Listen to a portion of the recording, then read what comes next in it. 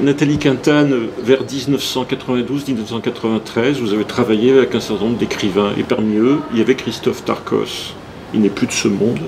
J'aimerais que vous nous disiez quel souvenir vous gardez de lui. C'est quelqu'un dont il m'est arrivé de lire les textes, parce que je pense qu'en fait que c'était quelqu'un qui était diaboliquement intelligent. Et quand il m'arrive de retomber sur soit ses écrits qui ont été publiés, ou à regarder ça de près, je me dis oui, il a encore un temps d'avance en termes de sensibilité et d'intelligence sur à peu près tous les poètes que je connais, j'allais dire presque quel que soit l'âge. Ça c'est une première chose. La deuxième, c'est que donc faire passer, dès que je peux faire passer ces textes, ça me semble très important. D'ailleurs, je ne comprends même pas pourquoi il n'est pas beaucoup plus lu, connu. Bon, il est un peu connu, mais moi je pensais que ça allait exploser.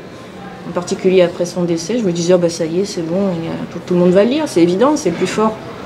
Ce qu'il a fait, c'est parmi les choses les plus fortes, les plus importantes j'allais dire du XXe siècle, donc c'est étonnant, ouais, c'est étonnant que ça soit pas, alors ça arrivera peut-être, mais c'est étonnant que ce soit pas arrivé.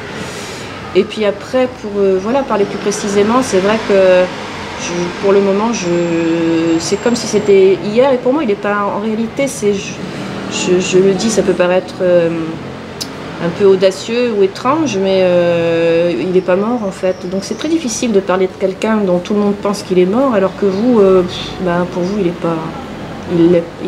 pas mort.